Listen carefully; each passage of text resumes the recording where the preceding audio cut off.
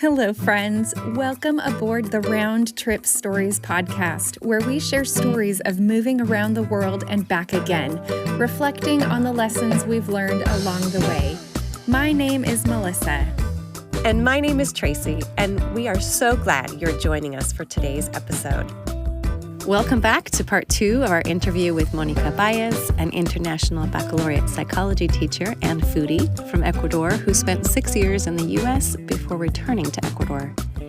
Monica's 6 years in California not only gave her degrees and professional training in psychology and marriage and family counseling, but they also gave her a blueprint for what a Christian family and grace-filled faith community could look like.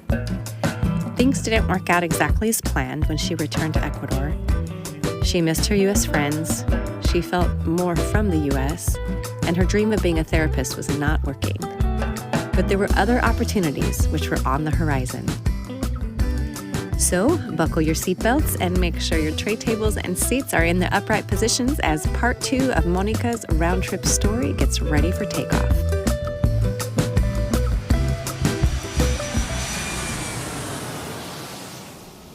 We're back with Monica Baez from Quito, Ecuador. Monica, thank you for joining us, and we're so glad to have you here for part 2 of your story, and now talking about your repatriation to Quito, Ecuador. So go ahead and give us a little bit more backstory.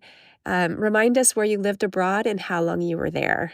Yes. So I lived in Fresno, California, and I ended up being there for just over 6 years. So when you were in Fresno for those 6 years, were you a student that whole time? And what were you studying? Yes. So my major was psychology in Quito for 2 years. And then I went into this exchange program that was supposed to be for a year.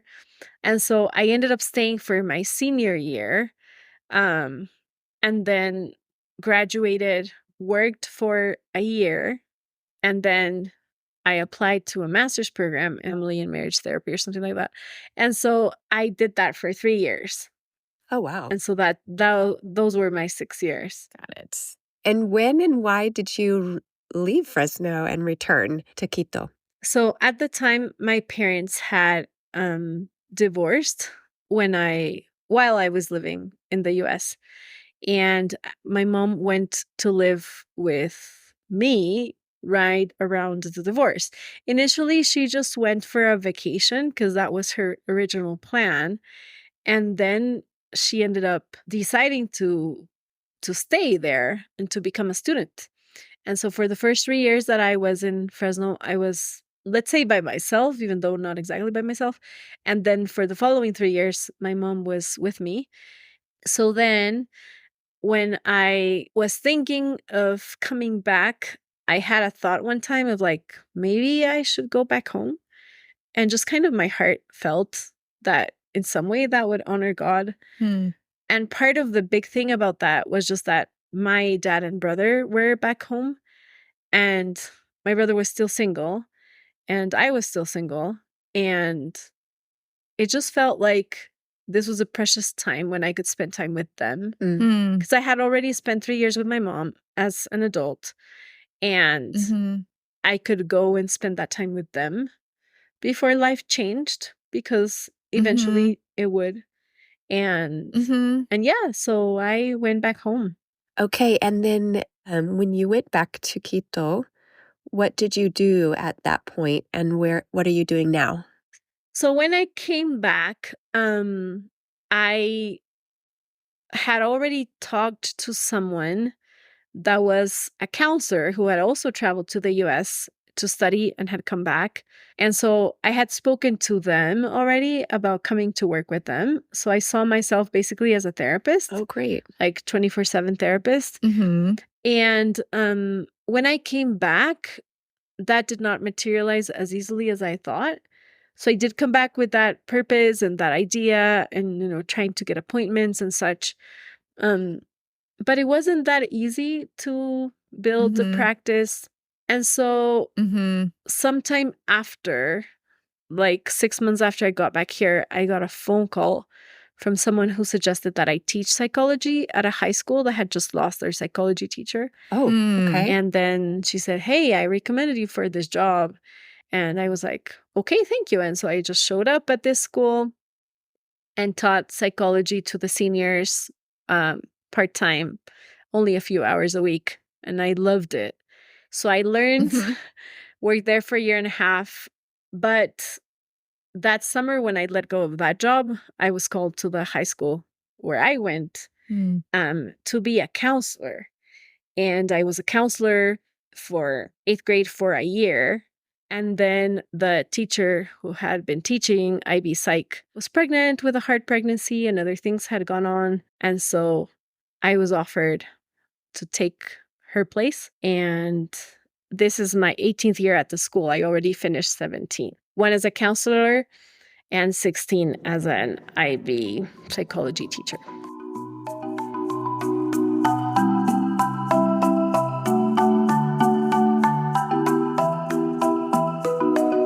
So tell us a story about your initial re-entry transition back to living in Ecuador. So I came back and it was hard.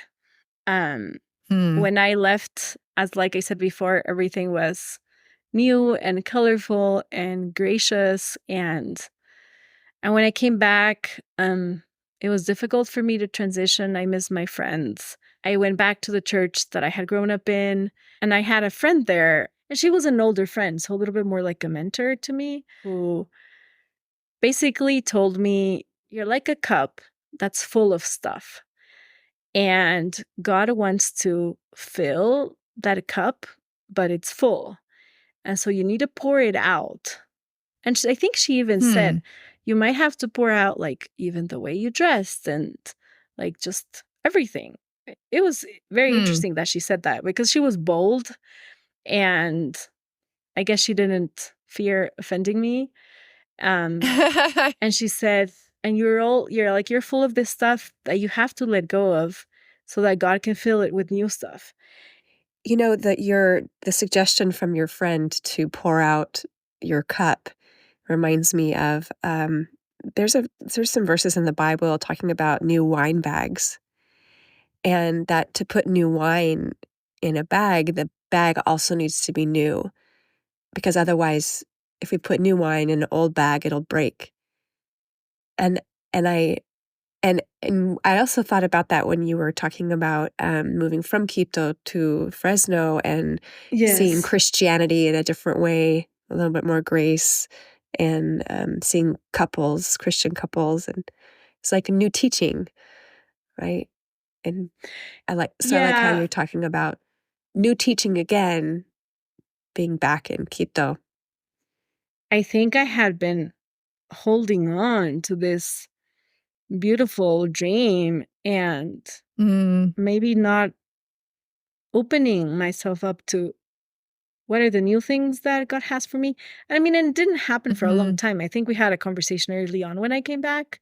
And for some reason, I remember that in connection to these shoes that I brought with me, just these cute shoes that like kind of Mary Jane kind of shoes that I had brought from the US. So I think I felt very kind of from the US, even though I wasn't from it. I just felt different. And I remember walking places a lot in these shoes and feeling different. And I think it was just the beginning of a season where more things had to heal. And so in Fresno, I had a long season of healing that was not easy, but was very fruitful and good. And then when I came back, it was like a new season of healing again and building community again. And it was hard. But I met some friends. So I met two of my really good friends now, Paula and Katy. And I think when I met them and we started connecting, things started to change. But now that I see back, and I've never actually thought about that until I think about it right now, I think I kind of went back to a more somber feeling. Whereas in the US, I had like this joy and happiness and summer and spending time with friends. And I think here, again, it took time to build that community. the community I had in Mhm. Fresno, everyone was there because it was school community. So I was surrounded by Mhm. people who lived very close, the university, the church, uh, and the neighborhood where I lived were all in the same, like just walking distance. And in Quito, things were further apart. And I think my mood was just different. And Mhm. again, I needed more healing, which eventually happened. But all of that was really hard, especially that first several months was difficult.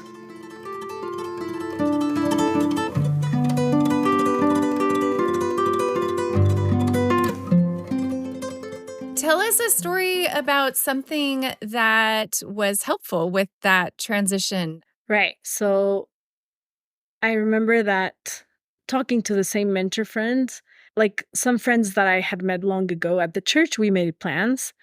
And so we talked about maybe meeting more often. And that was really helpful. And then when I got this job, because I came back in September 19th, like I know every date. Mm. So Mhm. by February is when I got this job. And that was very helpful and grounding, I think. And I remember being excited about it because I think part of not feeling as grounded, I guess, aside from just grieving, which is normal, uh, Mhm. was just the fact that I didn't have a full-time activity like I did in the US, right? Mhm. I didn't have just a Right. community, but also I had school, or I knew I was in a season of waiting to go back home, or just for the summer to Right. end. So I would go into New Year. So I think that helped a lot, just having this job that I loved and moving from place to place. And by then I remember just feeling a lot better.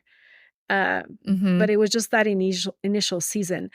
And also something that was particularly interesting, even very recently, even though it's been almost 20 years since I've been back, is that I had to correct myself in my thinking the other day, because it's like a part of me thinks that maybe one day I'll go back to the US and I'll have that same community.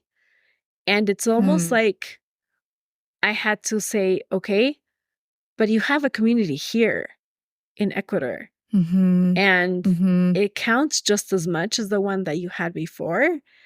I think just circumstances that have changed, because since I got married, relationships happen slower when you're married, right? Like Mhm. it's a whole Mhm. new thing. Like, first of all, my husband is definitely my best friend, even though I also have really good friends.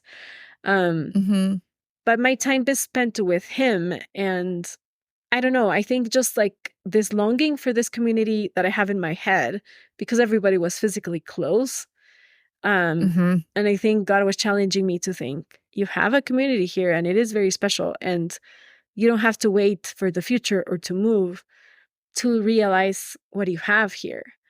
And so, Yeah. but all that I want to say with that is just how magical what I had back there was.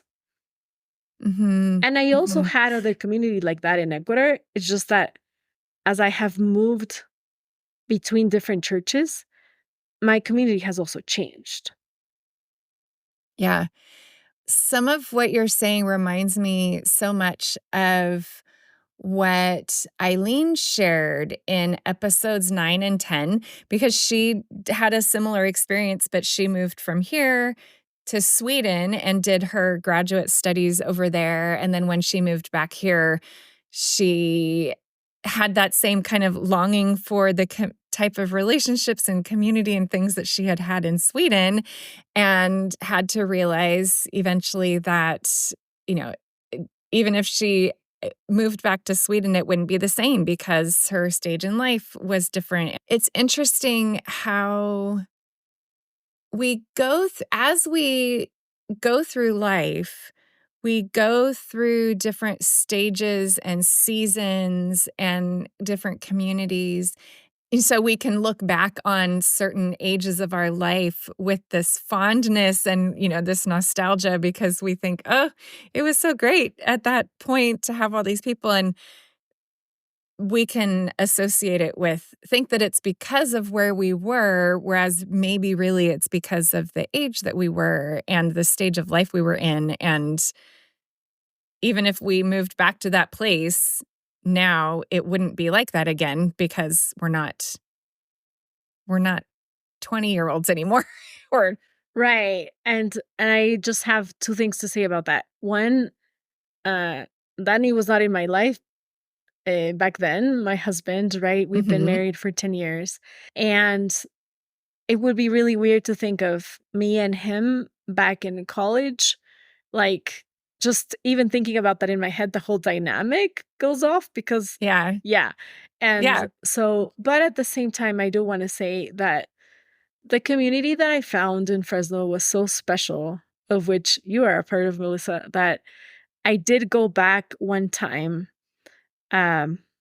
maybe 12 years ago after our breakup. And I sat at the church and I was crying.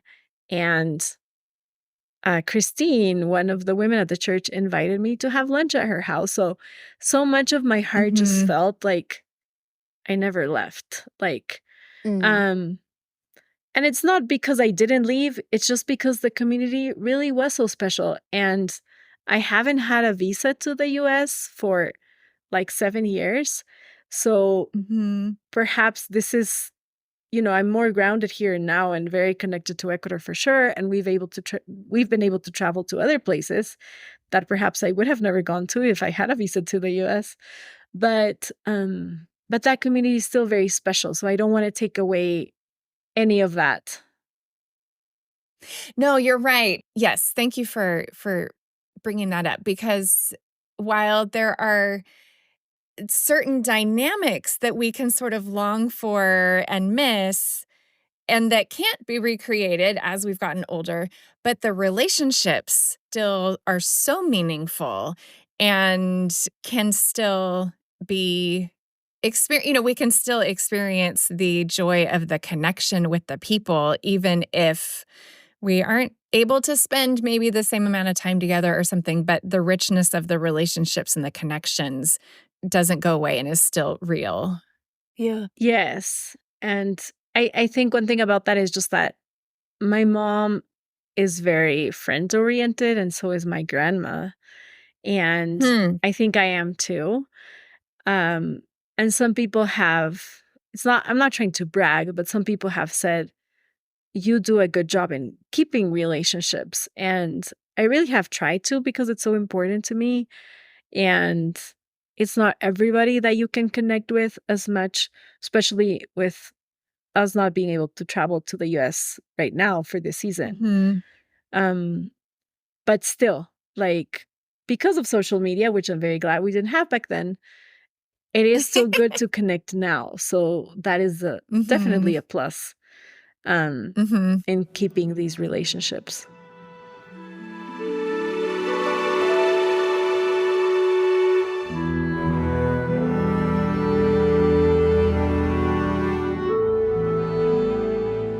So our next question is what I like to call our choose your own adventure question. So it's sort of a choose your own question.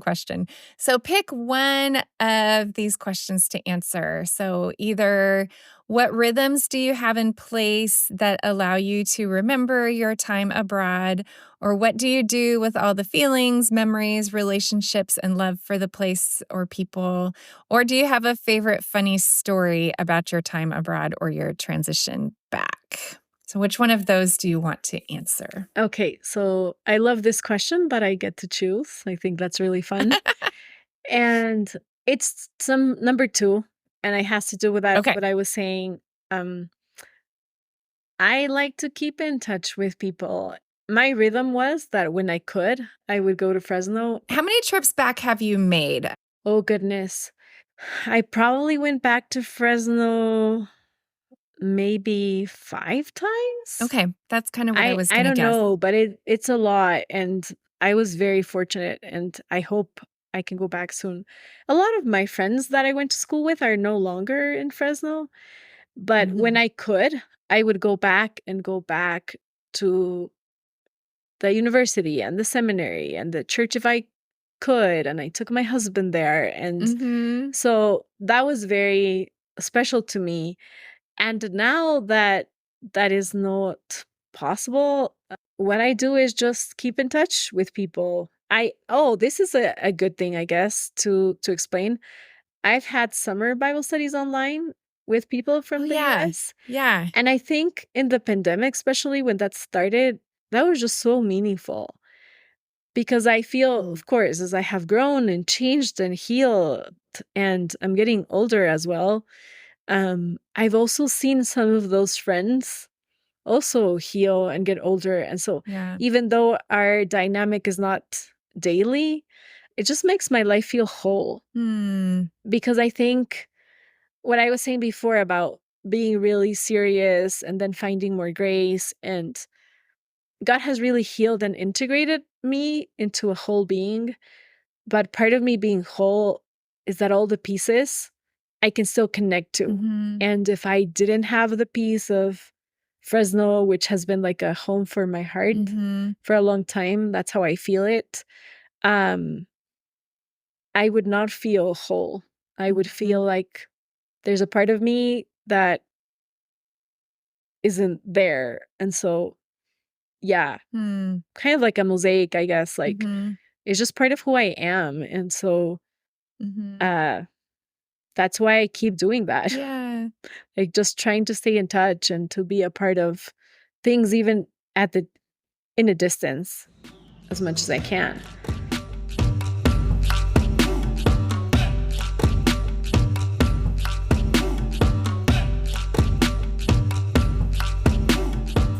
What did it look like for you to feel settled again, and how long did that take? It took probably at least 6 months when I got back.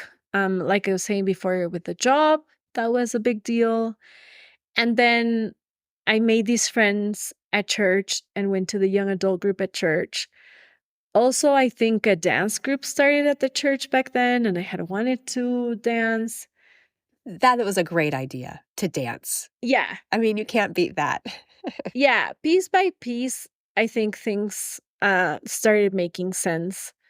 But also, I had been fortunate to come back to Ecuador every year, at least. And so I wasn't as disconnected. Mhm. Oh, yeah. Yeah. Yeah. That makes sense. It's important to stay connected to our people back home. Yes. Monica, can you tell us a final story about how your time abroad continues to add value to your life now? Sure. It's really funny that I ended up, without ever thinking I would, in a very international church that has a lot of migration, I guess, Mhm. and that is small compared to the church where I grew up in. So again, the community I was in was very bicultural, like Ecuador and the US, because Mhm. I went to a bilingual school in Ecuador. Uh, so I had teachers from the US. Some of them had even lived in our home, like student teachers. But um, when I went to Fresno, they told us that Fresno was the second most diverse city in the US. Hmm. And so that diversity was amazing to me because at the school you had Slavic people and like refugees, Hmong refugees and Slavic refugees. So Yeah. coming from Ecuador, for me, like I came into this extremely diverse Mhm. part of the US. I know True. not every part of the US is like that. Right. And then when I came back to Ecuador, I decided to go to the international church because that's where I have friends from Cuba and Mhm. Haiti and Venezuela and Syria. Mhm. And so Mhm. I have literally come back through our church now to a very, very diverse place. I talk to my students sometimes about these things and they're like, huh? Like, because that's not their experience. And Yeah. even though the world is so much more globalized now, and we take some of these things for granted, uh, my husband and I are privileged to be in a very international community right now, Mhm. but that's mostly through our church.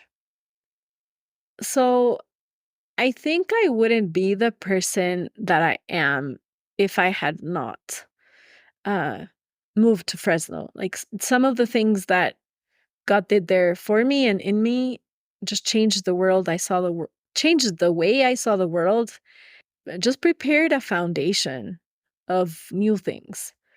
And so I think that's more where the new wineskins were. Those were the ones that needed to change. The way that they changed, let's say that they changed in color when I moved back to Ecuador, but the new wineskins happened when I lived in Fresno and felt so much grace and understood like the freedom that Christ can give. And those really were the foundations of what my life can be now. So it wasn't just a beautiful, nice thing. It was just like a really, really life-changing thing. Yeah. Because it changed the way that I saw myself completely, and the way I saw God, and the way I saw others. So it was all of it.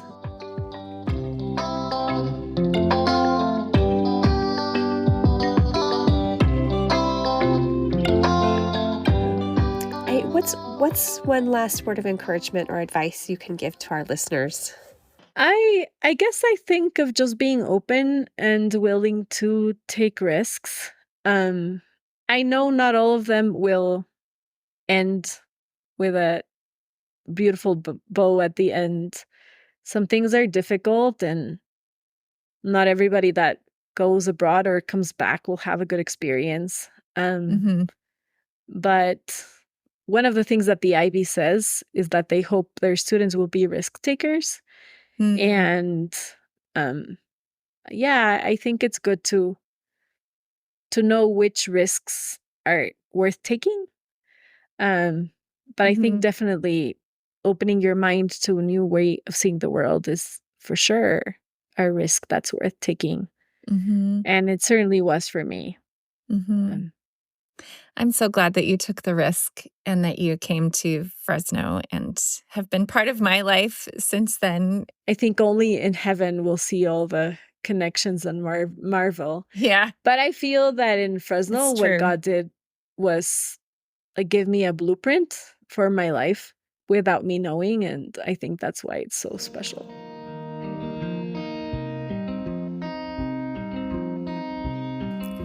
As we land this interview, we hope that you have been inspired by Monica's stories. After a time of searching for belonging back in Ecuador, Monica was able to settle and start building from the blueprint God had started in California. She found a job teaching psychology that she loved in the International Baccalaureate program at the very school where she grew up. She's married now and committed to a Christian family and community in her international church. She is still dedicated to keeping in touch with her friends back in California, as she says that connecting with her pieces is part of feeling whole. Like a beautiful mosaic, those pieces are a part of who she is. No matter what leg of the journey you're on, we are so grateful you have brought us along with you. Come back next time for a Round Trip Stories Customs episode, where we'll reminisce, laugh, and converse about a random topic related to customs and culture. Want to be part of future conversations? Join our email list and get the podcast equivalent of TSA PreCheck, including a sneak peek at upcoming customs topics and an invitation to share your thoughts. We'd love to hear from you. See the link in the show notes to sign up. Thanks so much for listening, friends. We'll see you next time.